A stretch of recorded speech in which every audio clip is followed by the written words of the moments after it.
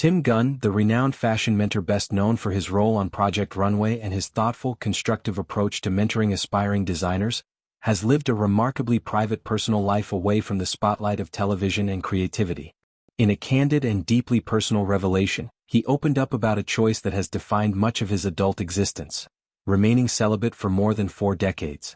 This decision stems not from a lack of interest in intimacy or relationships in general, but from a profoundly painful romantic experience that left lasting emotional scars.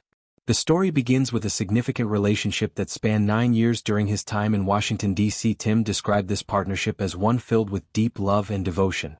He was fully committed, willing to do anything for his partner, and the two shared a life together that included cohabitation despite Tim maintaining his own separate apartment. Their bond felt stable and meaningful until one ordinary evening shattered everything. While lying in bed watching an episode of the classic television series MAS*H during its original run, his partner suddenly turned to him with words that would echo for years: a declaration of having no patience left and a demand for Tim to leave immediately. The abruptness of the breakup was devastating enough, but what followed compounded the pain immeasurably.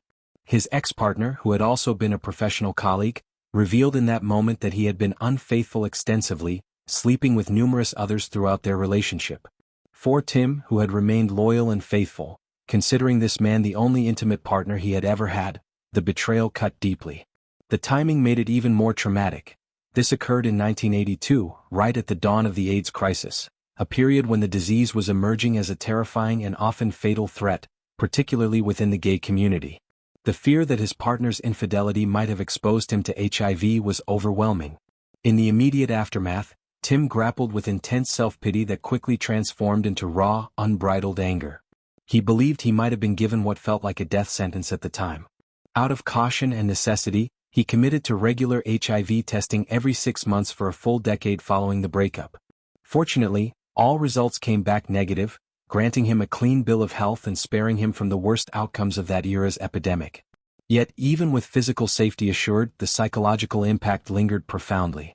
This single event fundamentally altered Tim's perspective on romance and physical intimacy.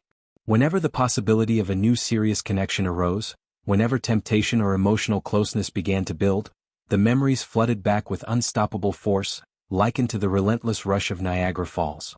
The betrayal, the fear, the anger, and the heartbreak would resurface so powerfully that any desire for physical or romantic engagement simply evaporated. The trauma acted as an involuntary barrier, protecting him from potential future pain but also closing off that part of his life entirely.